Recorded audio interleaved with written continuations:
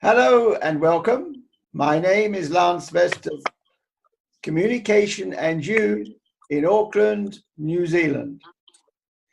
Behind me, in my back garden, there's the Ovation of the Seas.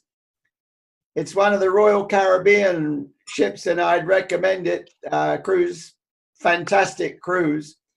And that ship, when it arrived in Auckland 2 years ago, was the largest in the world. Now it's only the 9th. Soon they'll make ships so big they'll just park them between Australia and New Zealand and we'll be able to walk across. I mean, you know, the world seems to wants to make everything bigger and better. I guess there's some positives in that and some negatives too. This morning I'm with Henry Johnstone. He's a life coach based in London, UK. This is an encore, or maybe I should say a retake, because the first interview was brilliant, but the recording was lost. Completely my fault. So here we go again. However, we can't let it go too easily. We can't let Henry prepare or practice. So I have moved it around and shuffled it around a bit and looked for a few more, maybe even deeper questions. And Henry is open to me asking anything. I always try and be respectful. And if he wants to say no, thank you, or whatever for that question, it's fine by me. That's the nature of this interview. Henry specializes in helping men face their fears and overcoming any obstacle. Henry tells us he's a survivor of mental health illness. He's a survivor of mental health illness, addiction, self-harm, and emotional abuse, and suicide ideation. He's been to the very brink of self-destruction and has experienced the deep worry and fear and defeat that permeate our daily lives. During the interview, we will try and help people to understand what that really is, because when we haven't experienced something, it is so difficult to step in someone's shoes. People talk about stepping in someone's shoes, but it's not easy. We can have no idea what it was like for any one person, even if they went through the same experience, because everybody sees it differently. Henry has one belief: you are more powerful than you know. So true. So just explain, Henry, suicide ideation. All right. Suicide ideation is not, it's not attempting suicide, but it's being obsessed with the idea of dying and wanting to kill yourself in some way, but not actually, say, trying to slit your wrists or jumping off a bridge. It's everything before the actual act. Yeah, that's a great explanation, because I guess a lot of people have thought about it in one way or another at times in their lives. Yeah. Who is Henry Johnstone today? Henry Johnstone is a beautiful man. That's who he is. He's a beautiful, beautiful man, full of love. I like to think he's quite charismatic. He's very loyal. He's very committed, and he loves freely. That's what he does. He's many, many other things. It depends how many of the list you want me to reel off. But I think he is a beautiful man. That encompasses everything that I could possibly say. What is the act? The act is, what is the act, Lance? Well, I love this question. I think it's such a great question. The act is to always sometimes act like I know all the answers. And like my life is super perfect. But the act is, that because I'm a coach, I have to know all the answers, and that I'm absolutely perfect in almost every situation, which actually I'm not. You know, I struggle sometimes, like lately, almost daily with things. Other times it's absolutely fine. So that's the act. That is the me pretending that, you know, I have everything together when sometimes I really don't. Okay, now we'll come back to the next question, because I want to ask this. There is a very bright Henry, and there is the fool, the child who likes to play. I get the feeling Henry likes the child at times more than the mature at times. I don't know. It depends on how you interpret the mature. I don't know about preferring one or the other. Well, let me just say, at the moment, you're being the very mature, very grounded, intelligent. We know that applies in both situations anyway. But there's also the playboy. I don't mean that sort of the playboy. No, I know exactly what you mean. I mean, I know it because I play. I have fun too. So yeah, you know what I mean, though. Yeah, the cheeky chappy. I actually find it quite hard to. I need to give myself permission for that to come through, because I'm still at a time in my life where I'm like, where is that appropriate? But bit by bit, I've been bringing them in to when I do videos or I speak to people. But it's it's a new area for me to do that, Lance. It's new for me to accept myself to such an extent that I can bring the cheeky chappy in, because I'm a weirdo, Lance. Like, I'm really, really odd. You know, like the things that I find funny, not a lot of people do find funny. So it's kind of like, where do I find the level of appropriateness? And I often find, like, after I've built rapport with clients, I can bring it in a little bit. But I do enjoy being myself, you know, but I do approach things from a serious, grounded, like, perspective. And it takes a little bit of a while for me to, it takes me a while to trust the situation enough to then bring in the creepy weirdo. Well, I try to keep myself out of these interviews, but I want to touch on that. You're not. You're you. You're unique. Stop judging yourself and creating things that you are you. That's what people love. So, you know, stop being your own judge on that, because we're everything and we're all unique. So weirdo doesn't exist. We're just different. We're just unique. And we have to get comfortable with who we are. Now, a little tip for you then. Yeah. When you asked about interviewing. Now, before I interview, for example, when before I start talking to you, I'm the monkey and the microphone. I'm making all sorts of weird voices and things and talking silly and so forth, so that I get comfortable with me before yeah, that's a really good idea. Yeah. I would love to see that. Well, I encourage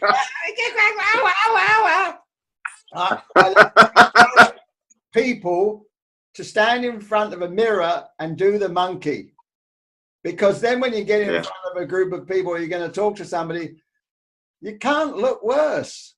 You know, anything absolutely is in your head. That's a really good tip, actually. Yeah, no, that's good. I like that.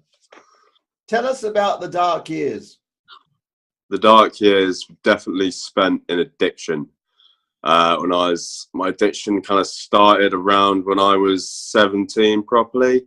And in addiction terms, I burnt out really quickly. It was 10 years in it, 10 years in recovery. The darkest time that I remember was when I was homeless, and I'd made myself homeless, and my parents we just had no relationship. I had no relationship with my mum, had no relationship with my dad. All my brothers had disowned me, all brought about by my actions and my absolute just stubbornness not to give up drinking and not to give up drugs. And I mentioned this in our last interview, and it's it actually really helped me to speak about this time. I remember when I was homeless one time and it was deathly cold, and I really wanted to be near my parents.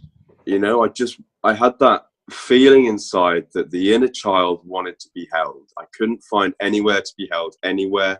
I just needed to feel that warmth that I felt when I was a kid, when I give my mum a hug. Call it like warped homesickness, I guess. And I went to their house, and I was so thin that there was like a window that was like 35 centimeters by 35 centimeters that I smashed through, and I could crawl through into the basement. And I lay in the basement, and the basement was right under their bedroom, albeit sort of 2 floors down. And I just slept there. It was still like incredibly cold there, but I just cuddled up into a ball and put my hood over my head, and I just slept there. And then I crept out sort of 6 in the morning or something. And that was one of my, it was one of the dark moments, you know, and that kind of loneliness and not being able to find the solace of heart that I desperately wanted, but I just couldn't. And it was peppered by violence, self-harm and depression. So those are what the dark years were like. How are you feeling right now? I have a cold, so I'm actually pretty pissed off about having a cold. It makes me sad, you know, to go back to that, because at the moment, you know, my dad's not well. There's kind of fluctuations in the family going on, where people kind of come to terms that he's going to die soon, probably.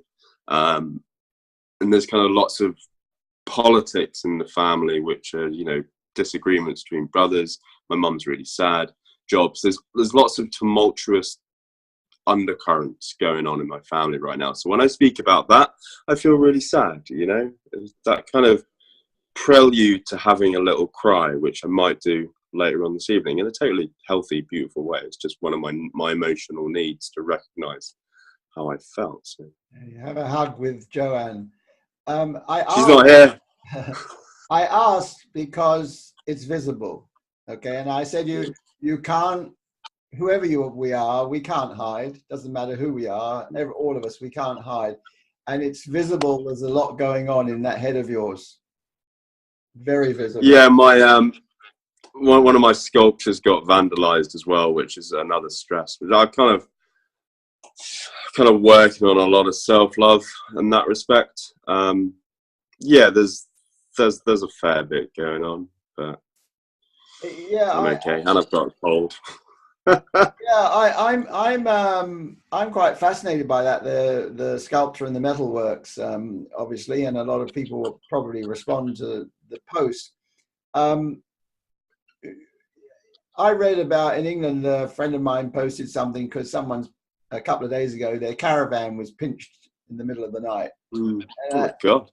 Yeah, and it's just what's the world going to? I mean, and that's in England, and so you know, it's changing rapidly because this sort of thing goes on all the time. But tell us about, why do you think that was smashed? Why would someone? I have a pretty good idea. I think it was some children, some teenagers. That's the kind of general consensus that I've got. And like where it was exhibited, like in Holt, there's absolutely nothing to do in Holt, right? Absolutely. And it's got this really sort of, there's a film called Hot Fuzz with Simon Pegg and Nick Frost, and it all based around this super quaint village that wins the quaintest village of the year award in a Country Living magazine. And that's very much like how Holt is, where it was so, I think if you're a teenager in Holt and you're drinking, there is so little to do. And my God, I would be pissed off if I was living there, you know, and if I didn't graffiti something, but seeing something that's really beautiful and it moves, you know, it only takes a slightly adventurous child to see what the hell they can do with that.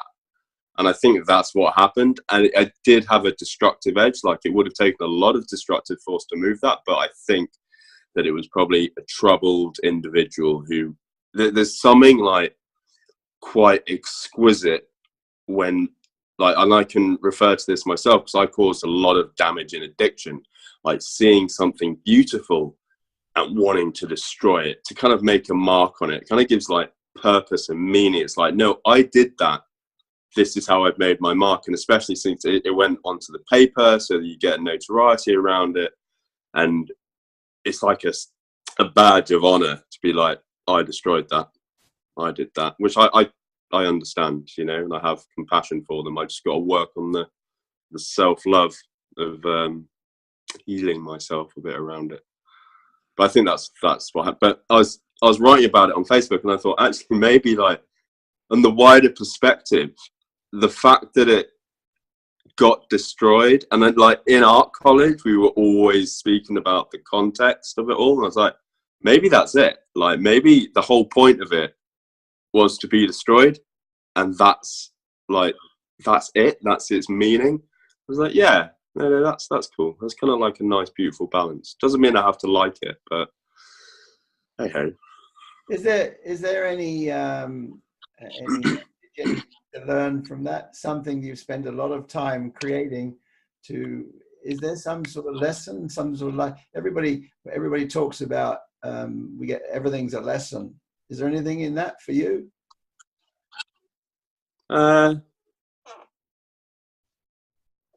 Yeah, I couldn't tell you what it is though.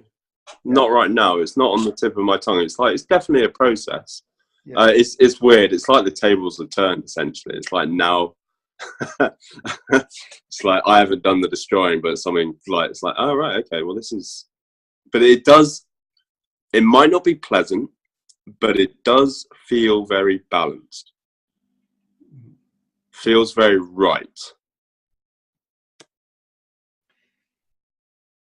Bipolar, one of the issues you have to cope with. Yeah, that's true.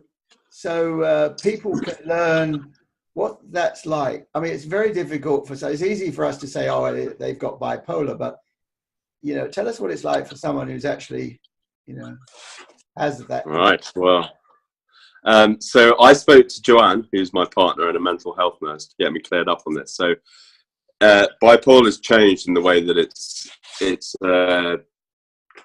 identified as. It's called bipolar affective disorder, and it is characterized by mania and depression that swing. So you, like, if you're manic, you're moving at 100 miles an hour, it's very symptomatic, like ADHD to its extreme. Like, you can't make appointments, you don't remember anything, you make incredibly bad decisions because you think that you're on the right path. You could strip off all your clothes and run down the street naked thinking that you were actually born to do that, and that's absolutely fine. A lot of people have heightened sex drives and become incredibly promiscuous. I used to feel like God was channeling through me, and everything that I created was the work of God and had some divine meaning. My meds kind of peter out the manic side a little bit more, and then the other side of it is just profound depression and profound meaninglessness. So it's like that. If you don't have meds to kind of stabilize your mood, then you will be open to very low lows, very high highs, and it's that tossing between the two and not knowing when one is going to happen and one is going to end, and like the energy that it takes out of you to constantly be caught in these waves going up and down. It's just, oh. And some people say that they won't take meds because they enjoy the highs so much, and like, I get that. Like, it feels amazing, but I'm an addict, you know. Feeling amazing and being out of control of that is kind of like a big trigger for me. So I'm like, do you know what? It's not for me. And people say that they get more creative when they're manic and depressed, and it's like, I'm just creative full stop. You know, I don't need it to be like, if I was to try and engineer situations where my creativity was maximized, that would feed into my addictive triggers. You know, I'd be trying to change my state of mind. So I'm like, no, I take my meds and they smooth me out a bit, you know. But still, I can have a manic episode or I can have a depressive episode, and there will be very little warning. The only warning that I can get for a depressive episode is my dog. Like, my dog will just sit by me consistently. Even when I'm on the loo, he'll be right next to me and he'll just look at me. And that's when I'll know that something's coming, so I can then cancel appointments and then, you know, weather through it. Yeah. Fantastic. I love. You say it a lot. Tell us about that. I love. Well, I do. I give love freely. That's what, when I was 7, that's what I did. I loved. I've always been very, very kind and giving and generous and loving. And I can tell anyone that I love them. And I have to watch the appropriateness of it, because I go into shops and I just be like, and Joe can see it. I just be like, I really want it. Like, is it appropriate that I tell him that I love him? She's like, no, it's not appropriate. You've only met the man for 30 seconds. I'm like, ah. But I just love telling people that I love them, because I do. Because if I feel it, then I say it. And that's just such a, and it's unconditional. Like, I'm not saying it to get anything back. I'm saying it because I think that they are lovable and they deserve to know that I love them and that they are loved.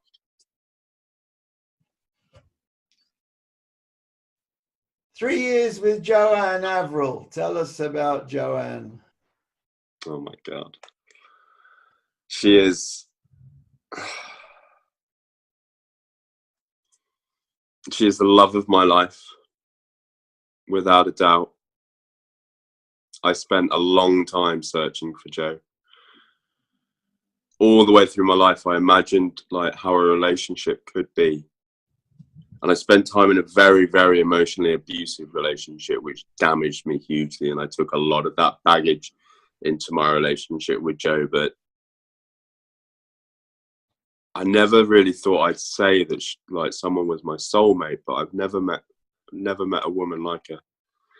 You know, she accepts all parts of me, even my frustrating, stubborn, annoying, ridiculous, nonsensical parts, which infuriate her massively.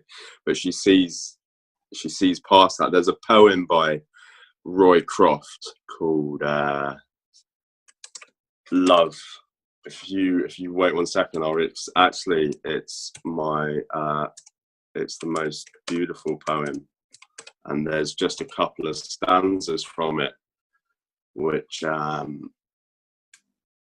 like they apply directly to my relationship with Joe, and I always say them to her. Don't worry, my computer's working quite fast, so I can do it. And it's not a long poem. It's read a lot out at weddings. So it's like, it says, I love you for the part of me that you bring out. I love you for putting your hand into my heaped up heart and passing over all the foolish, weak things that you can't help dimly seeing there, and for drawing out into the light all the beautiful belongings that no one else had looked quite far enough to find. And it's just, I've got tears in my eyes, man. I just love her so much, and she's brought so much into my life. And she's kind of brought a real sense of meaning. Like, I have a destination with her. I can't. And she always says, we're a team, you know. Never heard that from a woman before. I feel very blessed to be in a relationship with Joanne. Very blessed. It's so emotional right now. Well, it's interesting because a question just came to me, and I have no idea why it came to me. Does Henry get angry? What's Henry like when he's angry? I've had an interesting journey with anger. The emotional abusive relationship kind of, it's kind of hard to say, but I left that relationship with a lot of baggage around anger, so much so that if someone said something and I perceived it as being blame, then I would immediately take responsibility for it. and I would immediately feel overwhelmed. And when I got overwhelmed, I'd feel angry, and I'd have to like push them away. But the way I do that would be just to beat myself in the head. So it was a very, very, very quick, like someone could just be saying something to me and I'd just be like, no, no, no, stop. And then I'll start punching myself in the head, you know, to someone who wasn't used to that kind of behavior. It's pretty scary to see someone do that. So I've done a lot of work on my anger, like personal work, therapy work. I've gotten to the very bottom of where it comes from. And do you know what? Like, anger never goes away. It's a message. It's a messenger for pain. Like, I have internalized pain. When that pain gets triggered, I get angry because it's a protection. Something's protecting me, you know, from aggravating this pain that I feel. So I'm more compassionate with myself. I don't beat myself in the head anymore. When I feel it, I step out of the situation. I set my boundaries. I'm like, I'm going away. I'm going to come back, you know, and it may lessen in its intensity, but it's always there. When I was a kid growing up, I was told that I wasn't told, but I understood the message that I couldn't be angry. So I held my anger in a lot. And as a lot of you know, if you hold your anger in, it is only going to manifest in some kind of depression.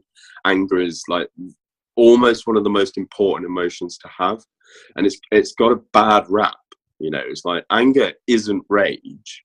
Rage is unhealthy anger pent up forever, then released in an aggressive way. Anger is totally natural. Anger is healthy. Anger is healing. Anger can be loving.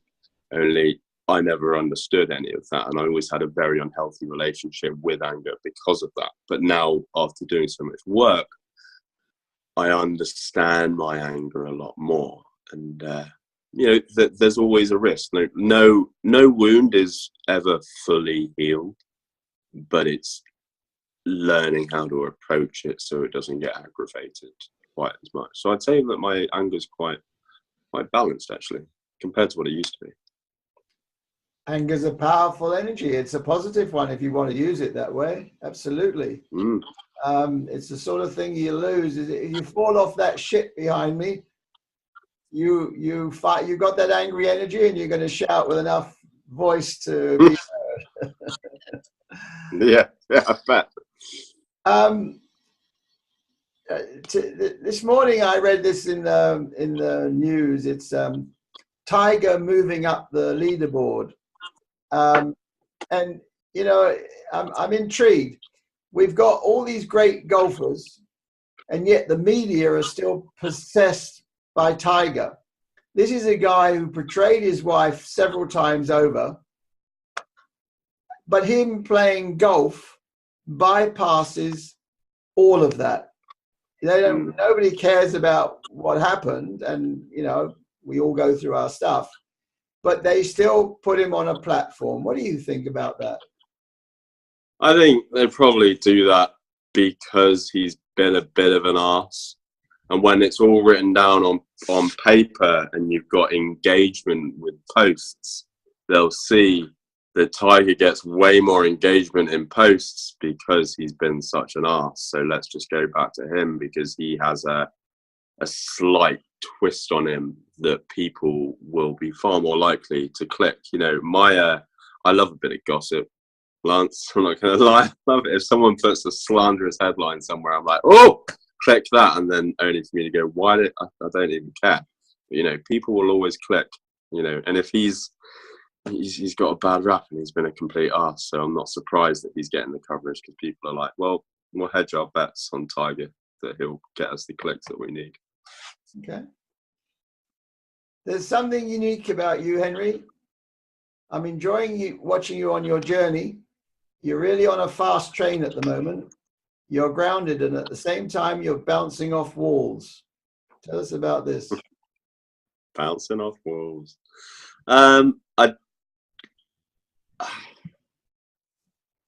Bouncing off walls, like in the UK, like bouncing off walls means like you're really high on drugs.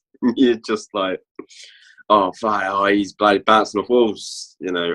So I don't quite know what you mean, but Well, energetic, overly energetic, without the drugs. You just people were on drugs or on the high that you talked about. They would definitely be bouncing off walls, but it's just a term to say you're all over the place. You're here, there, and everywhere, and it's Is that a good thing?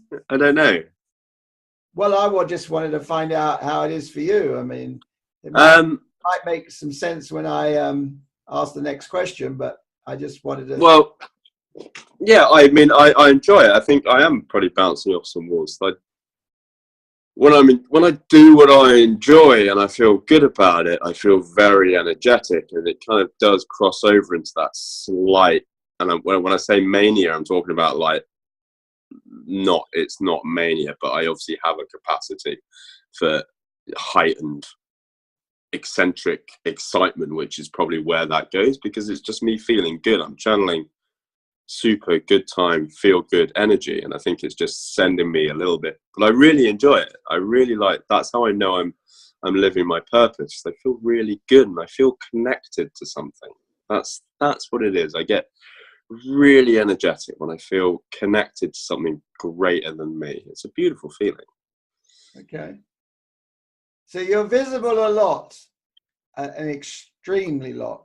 And there are a few people I could tell you all about them because I watch them, see what they're up to.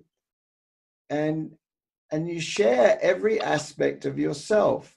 It's like you have no private life at the moment. Oh, I do have a private life. I do. I have so many layers. I have a very private life. Okay. I share as much as I think people will find interesting. I think people need to know, but I have a very, very private life that no one knows anything about. So that leads to my question. What is your goal at the moment? And I'll give you a bit of why I asked that. Why I asked that is because there's a lot of stuff, and we know one aspect of what you're trying to do in life, but we also get a lot more. And I'm starting to wonder whether that's the benefit, the value that you're adding is being lost a little bit because we're seeing so much of the other side of Henry. That's all about Henry. But it's not really about what I suspect your actual goal is. So my question is, what is your goal at the moment? Well, I think to answer a little bit, there's a balance to be made at the moment. You know, as I've been doing a lot of interviews, those interviews sometimes require me to be online before the interview starts, which results in a lot of rambling from me. So because of the slightly chaotic nature of my mind, people often get a lot more than what they possibly either want to know or could know about me. So that might dilute. And see, that's a balance which I'm very aware. That's kind of like at the start of the interview, you know, you said, where's the cheeky chappy? And I'm very grounded. I find that I'm able to deliver my message far more efficiently and hit my goal of helping 40 clients this year, starting from sort of a month ago, reach their goals and train them in how to access the inner warrior. Like, I can do that far easier when I'm grounded. The more I let in the slightly chaotic cheeky chappy, that's when the oversharing starts, and that's where the speaking and I've got to kind of do that to then find the balance. Because if I do it rooted and too grounded, then I might lose a bit of myself. So, you know, it's expanded, but it's going to be coming back. Okay. So what can Henry see in the future as a result of achieving this goal? Oh, I can finally have a house. That's I hate to bring it in, but that is a pressing matter at the moment. People dream about living independently. I gave up 2 jobs to follow my dream as being a coach, you know, and I believe I can do it. So, but it's coming to crunch time now. Long-term goals to help people. I want to help people change their own lives. You know, I can coach them on the essential aspects of courage, but what they do with it is entirely up to them. So that's the dream, is to help people and have a beautiful life. Do you know which house it is? No, not yet. My God, me and Joe look at so many properties online. It keeps us up so long. We're like, this one or this one. I'm like, you know, and I feel, I just know that I'm going to get there. I just know that I was destined for something special. Like, I've always felt that. I know it's going to happen. And I can't effing wait until I have my own house. And then we can have dog plants. Not allowed to do that on my show. What? I didn't swear, did I? I know. Oh. No. I thought I said F. Okay, sorry. Yeah, but no, never mind. No, it's not for me. I mean, I'm only just sharing how, for some reason, yeah, I do too. But I've taught myself, especially playing golf, not to do it, not to fall into the trap of following what other people do. So what other people do, still always their choice. It's not for me to judge. So what I said doesn't necessarily stop you. I've said what I had to say, if you like. That doesn't mean I'm responsible for other people. They have their own choice. So 5 years from now. 5 years from now, I think 5 years from now, my business will be taken off properly. Like, I think it's going to take some building, if I'm quite honest. 5 years from now, I will be moved out. I will have married Joanne. I will have made that woman my wife. And I will have helped over 100 men, maybe 200. And I will have been able to set up my initiative, which will mean that each man I can coach can then coach another man, who can then coach another man, you know. And 5 years from now, I won't quite be a household name, but enough people will know about me. And that'll only increase the opportunities that I can get, you know. It's, my mind's a bit scattered today, so I'm finding it quite hard to I think last time we did the interview, I was quite clear, but yeah, I just want to help people, Lance. You're human. That's all I want to do. I can see the difference between last time and this time. That's fine. You're human. I prefer people to be who they are. That's life. Now, I hate it when media ask this question, but have you asked her yet? No, she knows that it's on the cards. I know how I'm going to ask her. I tell you, but there's a chance she might watch this, and I can't. No, don't. I'm tempted to ask you when you're going to do it, but don't do it. No, she knows that I will ask her. Absolutely. I think we talk about it really openly and really freely. And I was kind of always like, I'll never get married. But then I met Jo, and it just all kind of made sense. Like, she's the woman that I want to make that commitment to. And people say, oh yeah, but marriage came about for economic security. And I was like, no, that's great. I see it as like really romantic and a bit cheesy, and that's totally up my street. So I'll be doing that. Thank you very much.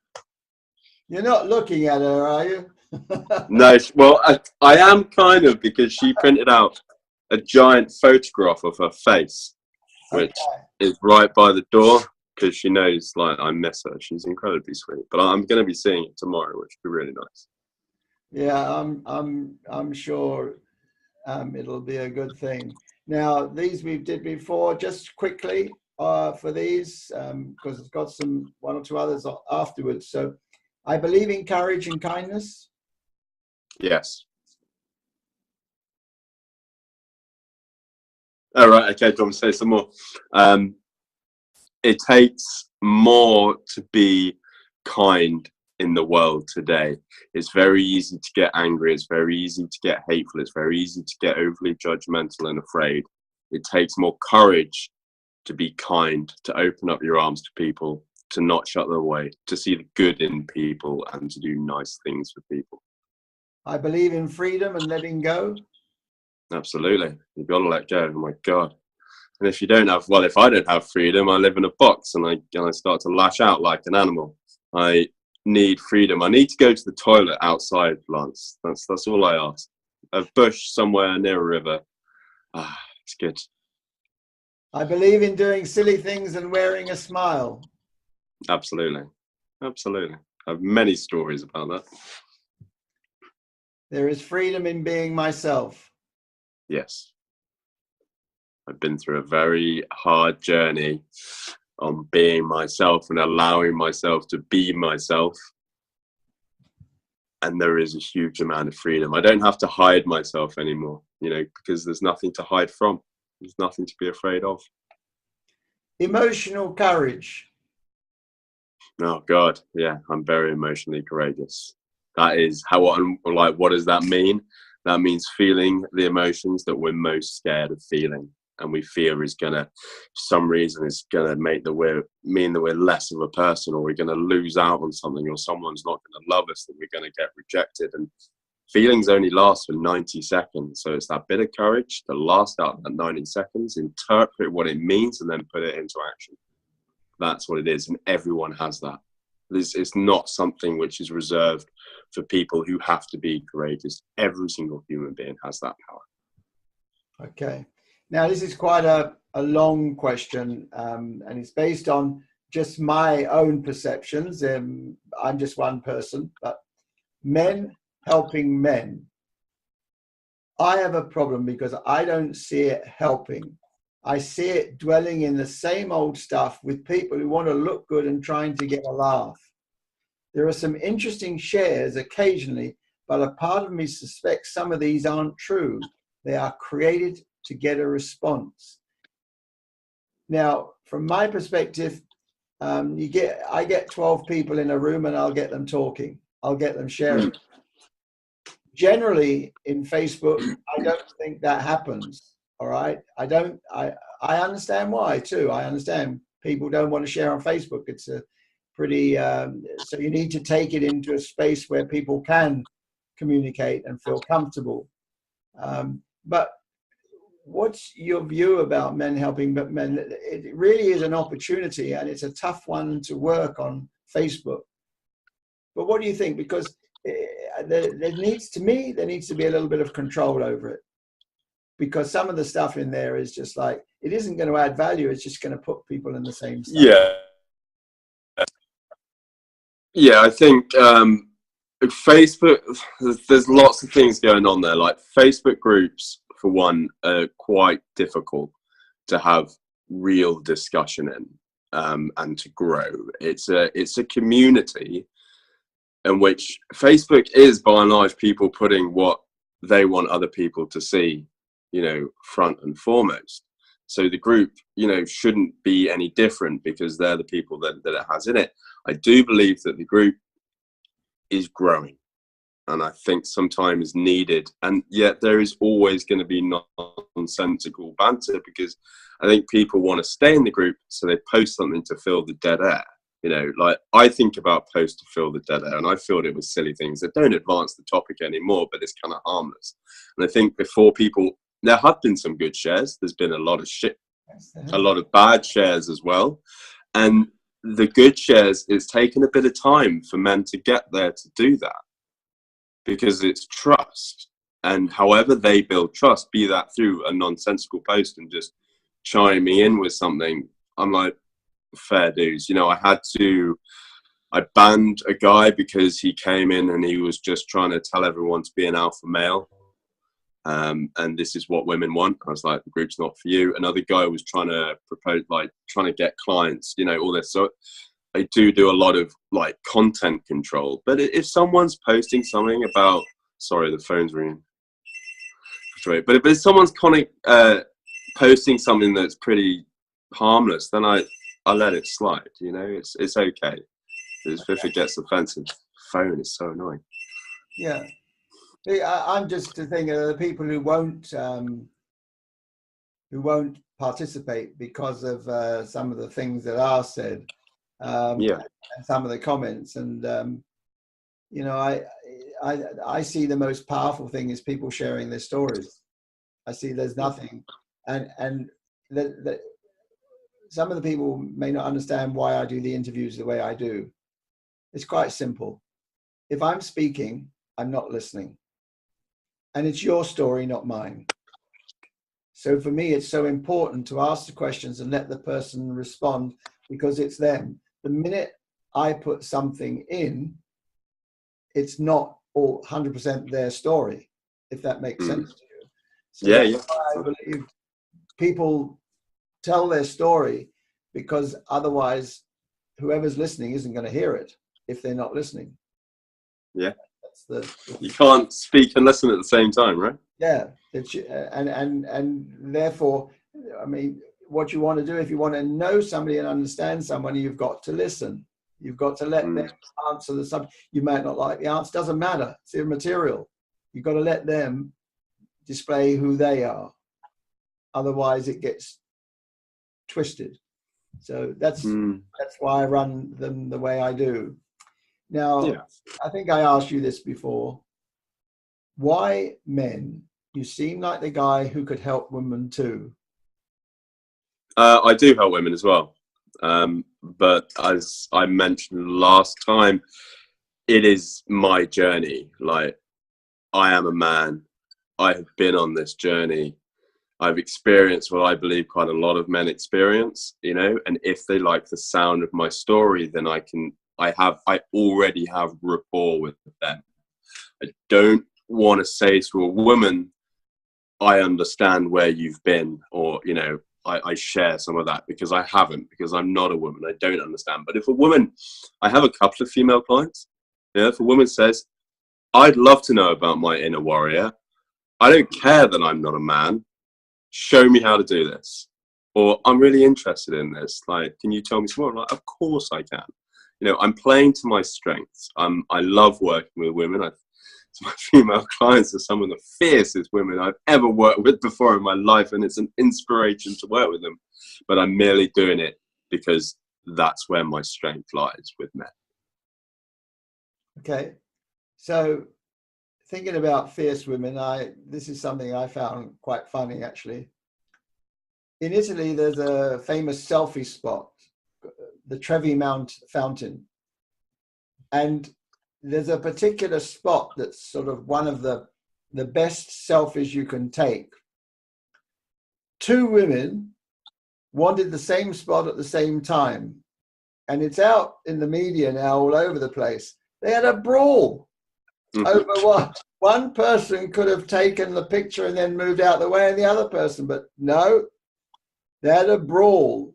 And that's a lot more common nowadays with women brawling than it used to be. What do you say when you get something like that? I mean, it's just like, oh. Well, I don't know. I wouldn't describe that as a fierce woman, as my way of understanding. I'd describe that as an unhealthily angry woman. You know, some needs not being met for the need for anyone, not just a woman, to decide to have a fight with someone else over something so trivial. Like, that's the start of something a little deeper going on.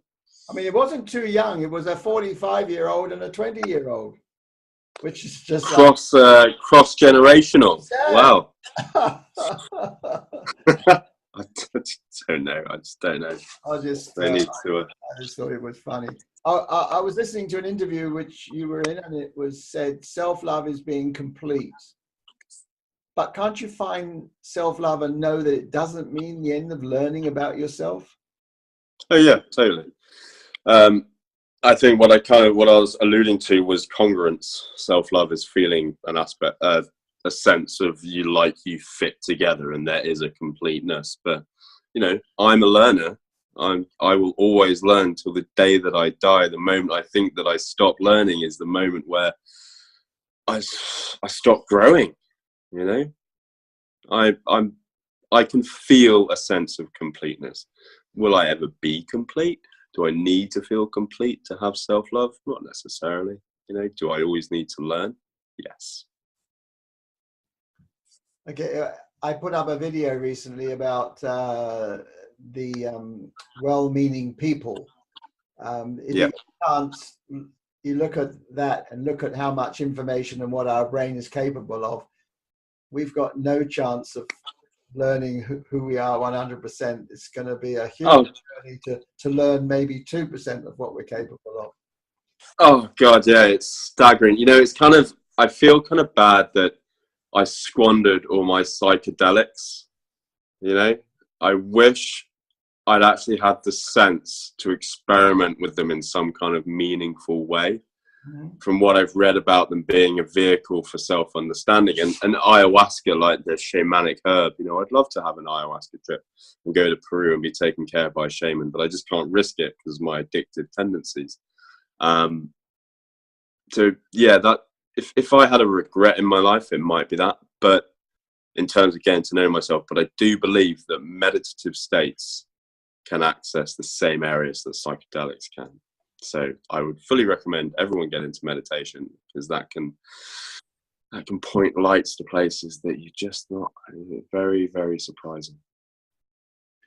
You can have a good shaman journey without taking anything. I've had I think 3 journeys, and I can't even can't remember my animal now. Oh yeah, I mean, you name it, I've done it or tried it, and shaman journey is quite a wonderful. That was from a shaman, and looking for our animal.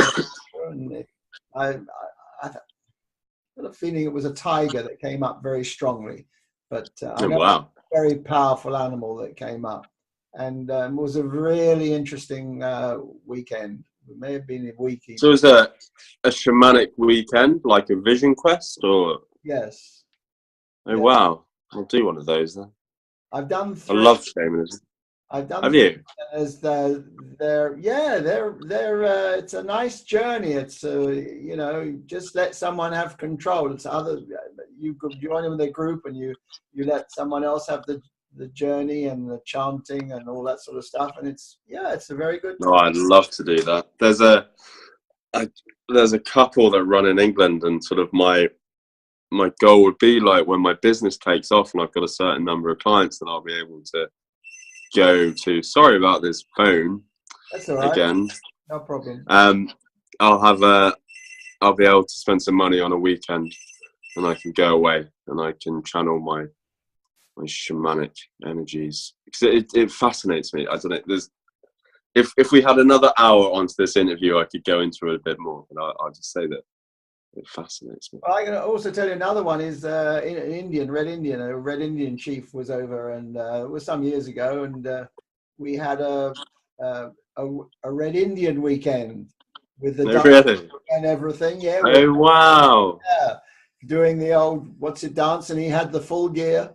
Yeah, and that was another amazing experience. It's a similar sort of, no, go on. Yeah, it's a similar sort of thing where you know, you go on a journey, and you let someone else take control, and you learn about dancing and doing what I guess you call it a war dance, but it's like it's powerful. And when you get into that spirit, start to see what you're capable of. It's like mind blowing. Yeah. You asked about interviewing people. What are you looking for when you interview people? I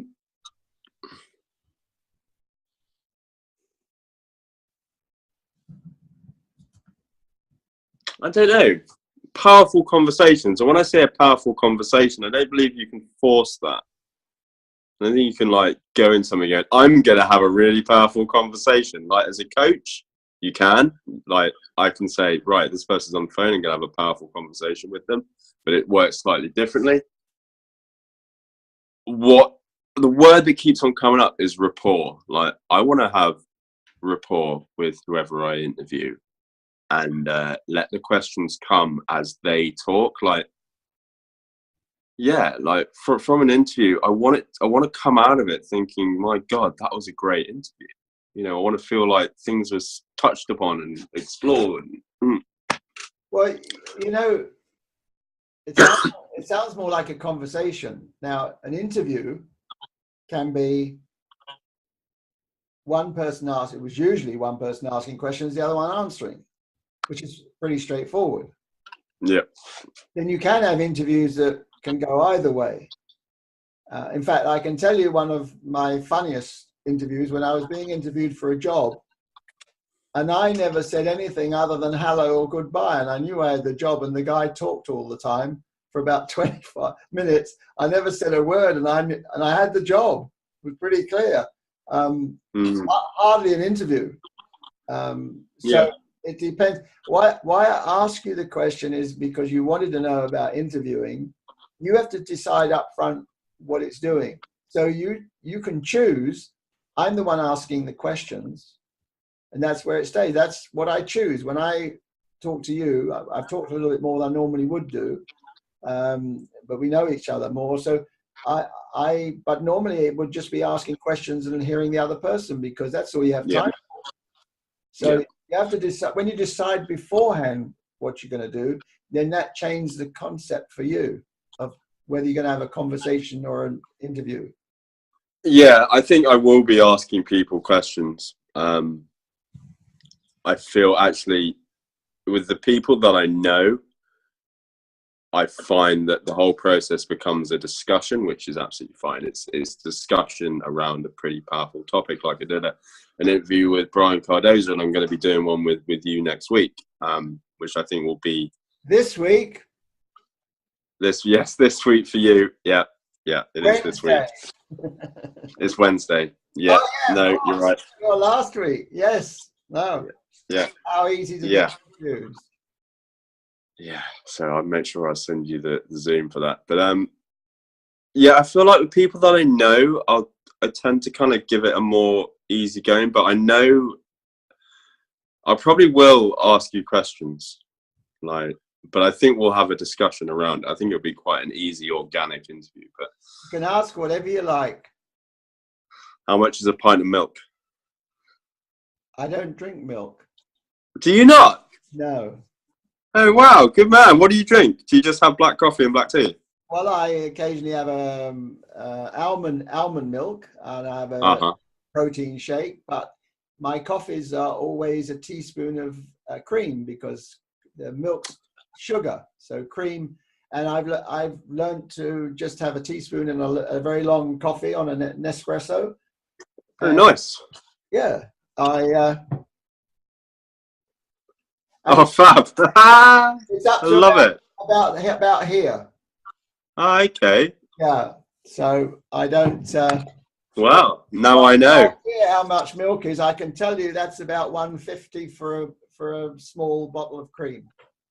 Okay. Well, I think cream, that's probably quite good for cream. I know that like the little half-litre things of milk are 45p. There you go. All right. Okay. Now you know. Hasn't got up. Well, you know, we used to have those at school. You used to have the little milks at school every day. Yeah. No one cared when they were frozen, and often they were in the winter. They were frozen. So they were. You got told off for not drinking your milk, but we can't. It's frozen. You know what, that happened with the milk bottles as well, isn't it? Like outside the door, and the rare bottles of orange juice that are in the same bottles. Yeah. Okay, here we go. On there's some fun questions in here now. Oh, wicked! You get another question if you pick one of those, because they are just fun questions. So you got anything between 1 and 120? 12. 12. Now, nice easy one. What's the most beautiful place you've ever been? The Himalayas, India, Himachal Pradesh, about 6,000 meters up, looking over the Zanskar Valley. Just life-changingly, bamboozily amazing. Wow, that was easy. So, will you go back? I really want to. I hope so. I went to India and it stole a piece of my heart. It was a real rites of passage for me, that trek. And the people are really friendly up there. Oh, they're amazing. Lance, like every single one of them I met was just so personable and beautiful. And I formed a really close bond with my guides. It was a 21-day trek across 180, 200 kilometers of Himalayan beauty with, you know, never seeing a soul for a couple of days. They were all beautiful, all absolutely beautiful. Fantastic. Now, 120. 84. That's when the world ends, isn't it? 1984. Ha! There's George Orwell's book. Yes. If you could be an Olympic athlete, in what sport would you compete? Discus. Always like the idea. I kind of like the idea of shot putting, but I tried that, wasn't very good at it. But I just like the idea of throwing a big stone disc really, really far. Have you done any of it? Have you ever done it? When I was a kid, yeah, like when I was sort of 14, maybe. I didn't really get it, but it's always just stuck in my head of like, yeah, I'd like to give that a go. I think I'd be really good at throwing a disc of stone. Well, that's me. Let us know by Wednesday how you got on. Yeah. Between 1 and 120, couple more, I reckon. 117. Right up there, 117. What's something you know you do differently than most people? Oh my God. I have a very unique way of storing post. I store post in the fridge because I know for absolute sure that I will see it and I will remember it because I have ADHD. So I need to have very novel ways of doing things. Otherwise I forget. So post, fridge, sometimes my shoes will end up in there as well. Don't know why. And one more. 47. My favorite bus. 47. The one good thing about doing a random sort is that even I don't know what questions are going to come up because it's not repeated. Oh, it's a nice one. What's one of your favorite books? Mortal Engines by Philip Reeve. It's a adventure book written for kids. It's about to come out and be a film. I don't know what it's called in the film, but it's about giant hulking cities on tank tracks that eat little other cities. And it's about a young boy who falls in love with a very damaged woman and they overtake a celebrity who is actually a massive villain. And like the imagination in it is just stunning. And the messages and the fact that it's got a strong, damaged female lead is also something that's hugely attractive, and I just love it. Philip Reeve is who it's by. Absolutely, I've read that book 4 or 5 times, and I will read it many, many, many more times in my life. And just to let you know what the fun questions are like, I've got one here. Okay. If man evolved from monkeys, how come we still have monkeys? That's a very, very good point, Lance. Well, maybe man evolved from a certain type of monkey. Don't know. Or maybe man came from space. You never know. I've got quite a lot mixed up in there of these type of questions. Yeah, that's quite it's a very good point. It is a very good point. It's not a point that I've thought about before, but you are absolutely right. Yeah. I'm gonna ask my mum that tomorrow, and she's a biologist, so she'll be able to give me a scientist's answer. Or I'll ask my nephew as well to get the complete opposite side of the spectrum. Okay, quick promo for Henry. Thanks a lot for listening. If you're a man and you're struggling and you want to know how to access the part of you which is courageous, determined, and fearless, get in touch. You can find me through Facebook at Henry Johnstone. You can find me on henryjohnston.org. or you can email me at henryjohnston.lifecoach@yahoo.com, and I'm just here to help. You know, if you're struggling with addiction, send me a message. If you're struggling in relationships and being emotional, send me a message. If you feel vulnerable, send me a message. I'm very, very open and very, very friendly, and I'm absolutely here to help. Well, there you go. And again, it's been my pleasure to speak with Henry Johnstone this morning. Henry specializes in helping men face their fears and overcoming any obstacle. He's a life coach based in London, UK. And as usual, the last word goes to Henry. I love you, Lance.